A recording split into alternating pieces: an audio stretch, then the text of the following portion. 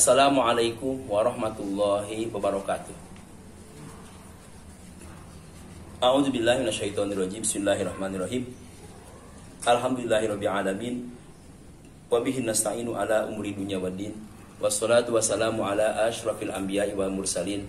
Sayyidina wa nabiyyina wa rasulina Muhammadin sallallahu alaihi wasallama wa ala alihi wa ashabihi ajmain, amma ba'd. Qala Allah Ta'ala, a'udzubillahi minasyaitonir rajim. Qul hal yastawil ladzina ya'lamuna wal ladzina la ya'lamun, al-ayah. A'udzubillahi minasyaitonir rajim. Allahumma qta masami'a qalbi li zikrika warzuqni ta'ataka wa ta'ata rasulika wa amalan bi kitabika. Allahumma aghnini bil ilmi wa zayyini bil hilmi wa akrimni bit taqwa wa jamini bil afiyah bi rahmatika ya arhamar rahimin.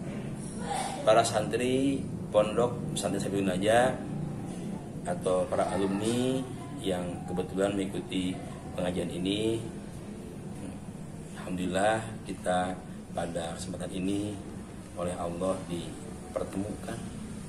Kita bisa bertemu, bisa berjumpa walaupun via suara, tapi yang jelas kita bisa bersilaturahmi, alhamdulillah. Jadi ini perlu diketahui untuk kelas kuliah bahwa malam Selasa itu mukhtarul hadis, malam Kamisnya ta'lim, dan malam Sabtunya mukhtar hadis lagi, ya. Supaya tidak begitu banyak, terlalu banyak lah, bisa waktunya hanya 3 malam nih kalau seminggunya, yang dibagi-bagi dengan yang lainnya. Sekarang hadis yang ke-5. Bismillahirrahmanirrahim. Ayatul munafiqi thalathun. Adapun ciri-ciri munafik ada 3. Idza hadatsa kadzdzaba. Yang pertama adalah apabila bicara, dia bicaranya selalu dusta. Wa idza wa'ada, dan apabila berjanji, akhlafa, dia selalu tidak tepat. Jadi kata orang Sunda mah jalin janji tah sulaya we janji. Jadi dia tidak menepati janjinya. Janjinya sekudang tapi gak ada yang tepati. Itu orang munafik. Wa idza tumina, apabila diberi amanat, khona, maka dia berkhianat. Rawahu Syekhoni an Abi Hurairah. Jadi hadis ini menerangkan bahwa ciri-ciri munafik itu, ciri orang munafik itu ada 3. Yang jelas jangan sampai ada di kita walaupun 1. Cik orang sudah menghiji ulah aya di urang teh sifat munafik itu. Kenapa? Sebab orang-orang munafik itu orang-orang yang tidak mendapatkan ridho Allah Subhanahu wa taala.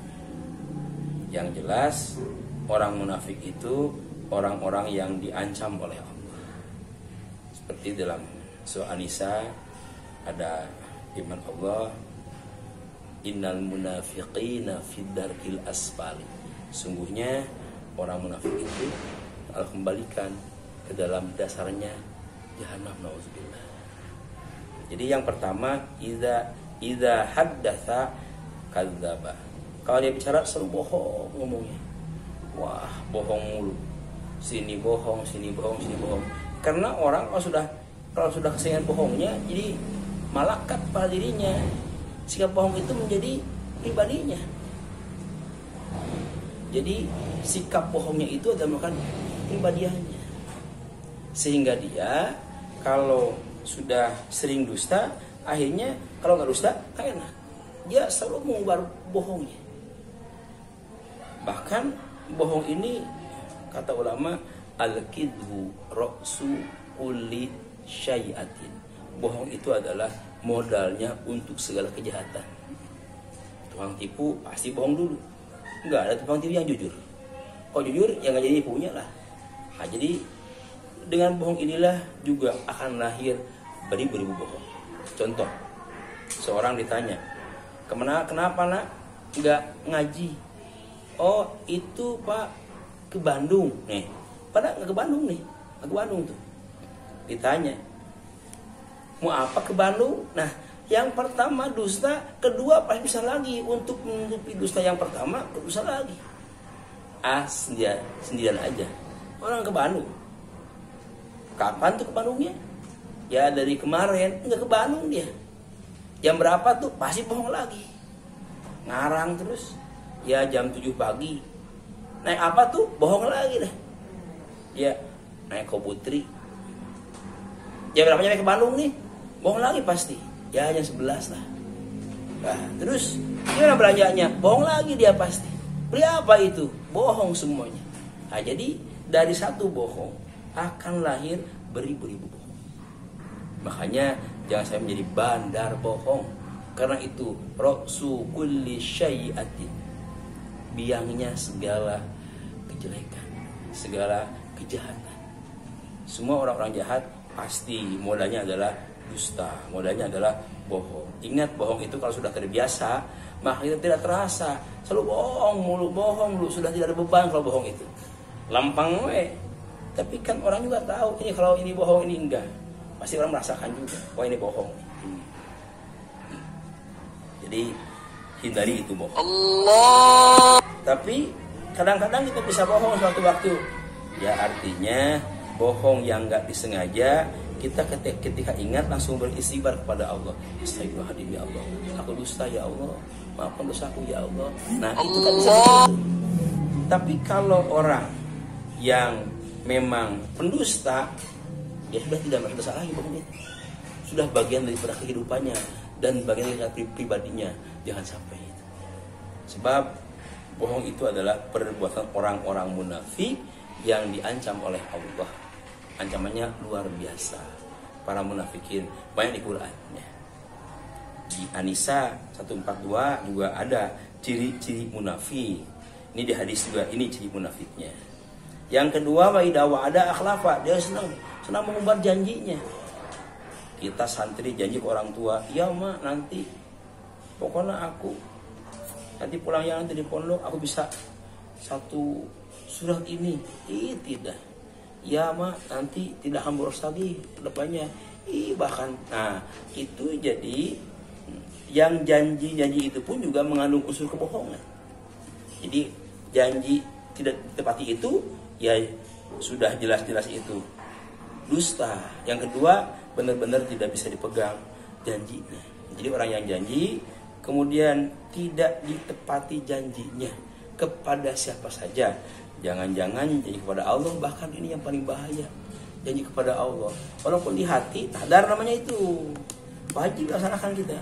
Sejauh memang janjinya dalam hal yang baik, minimal yang mubah.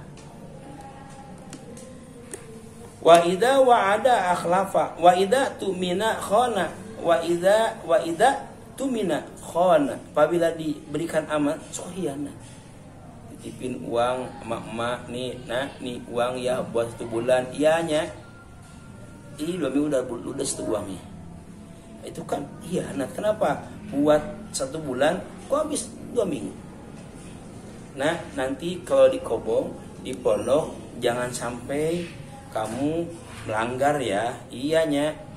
Kamu jangan malas belajar ya, iyanya.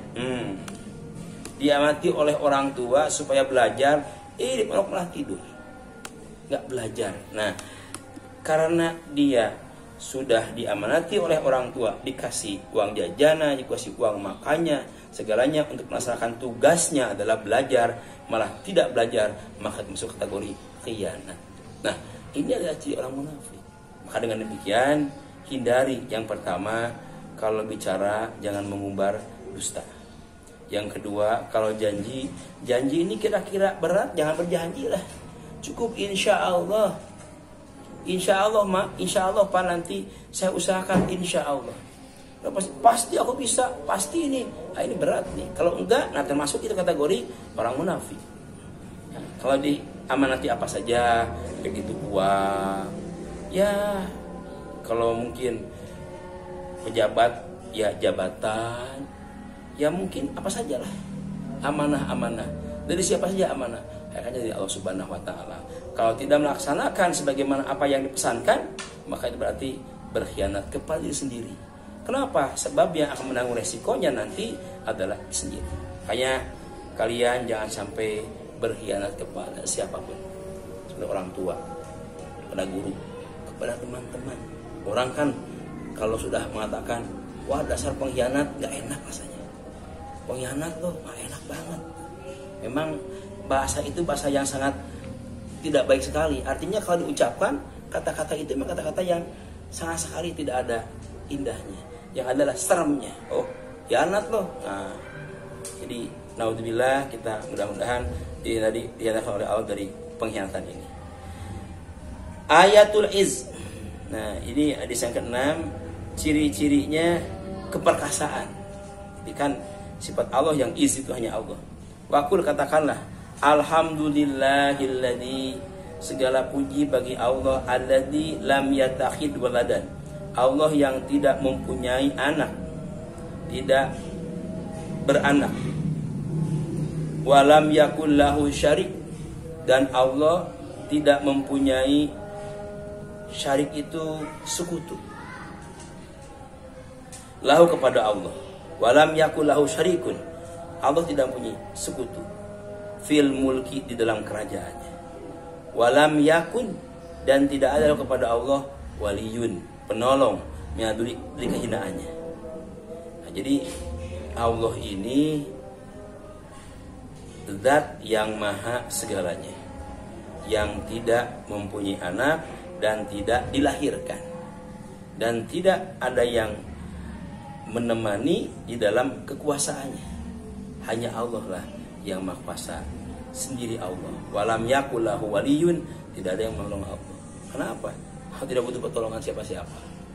Minaduli, dari kehinaan, dan Allah tidak ada hina sedikit pun. Wa kabirhu takbiro, maka kamu harus mengagungkannya, takbiro, dengan segala keagungan. Ibtagu raf'ata indallahi tahluma. Ibtagu rif'ata indallahi tahluma amman jahila alaika wa tu'ti man haramaka. Ruwahu Adi an Ibni Umar. Nah, ini hadis yang ke-7. Ibtagu rif'ata, perbanyaklah, carilah oleh kalian rif'ah. Rif'ah itu adalah derajat yang tinggi. Ibtagu, carilah, usahakanlah, perjuangkanlah rif'ata, kau menjuangkan kepada derajat yang tinggi. Ya, di mana ini? Indallah, yang tinggi di sisi Allah. Sebetulnya kalau derajat yang tinggi di sisi Allah itu sudah jelas bahwa manusia yang tertinggi di sisi Allah adalah orang yang bertakwa kepada Allah.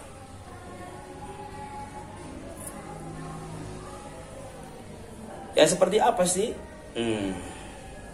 Tahalluma amman jahila alaika, kau bersabarlah dari orang yang tidak tahu terhadap kamu, tidak kenal kepada kamu. Misalnya karena kita ini seorang yang terhormat, tiba-tiba orang yang tidak kenal kita, terus ya karena memang kedaerahan, mungkin di daerah situ mah udah santun segitu itu, karena ini mah maaf ya, ini orang terhormat, orang kaya misalnya, itu hormati, misalnya pejabat punya bawahannya dihormati. Pas ada orang yang nggak kena, mungkin kurang begitu santun. Kita harus jangan merasa tersinggung. Wah, dia nggak kenal aku ya, padahal aku siapa ini? Dasar lo, kamu nggak kenal aku ya? Nah, itu tidak usah begitu lah. Jadi kalau ada orang di sini, kamu harus mencari derajat yang tinggi, indallah, yang mana haluma aman jahila alaika, harus kita bersabar memaklumi siapa yang bertahu kepada kita, yang mungkin menurut ukuran dia tidak selayaknya, karena dia ada seorang yang kaya raya, terus ada yang memperlakukan mungkin kurang pas dengan kedudukan dia sebagai orang kaya.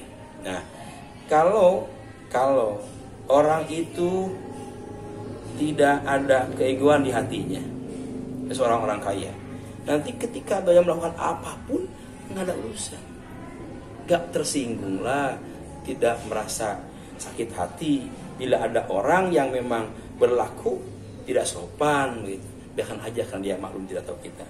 Nah yang selanjutnya, waktu timan haram, maka daya yang tinggi itu adalah kamu harus memberi kepada orang-orang yang pelit kepada kamu.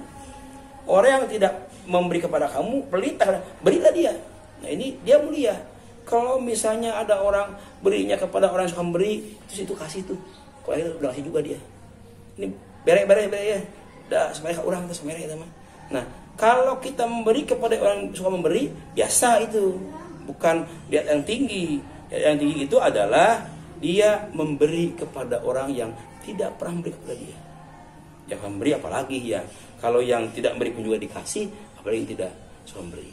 Ya, saya kira itu saja para santri rahimakumullah, berada kalian dan para alumni yang telah mengikuti ngaji saat ini yang saya sampaikan. Mudah-mudahan pengajian kita senantiasa mendapatkan berkah dari Allah Subhanahu wa taala. Dimanapun kalian berada dengan keluarga dan Bapak juga di sini semuanya, doakan semoga semuanya senantiasa mendapatkan penolongan dari Allah Subhanahu wa taala. Selamat, sehat, berkah, panjang umur, jadikan oleh Allah kita orang-orang yang bertakwa kepadanya. Terima kasih. Billahi taufiq wal hidayah. Wa ridha wal inayah. Alhamdulillahirabbil alamin ala kulli hali wa ni'mah. Subhanakallahumma rabbana bihamdika asyhadu alla ilaha illa anta wahdaka la syarika laka astaghfiruka wa atubu ilaik. Wassalamualaikum warahmatullahi wabarakatuh.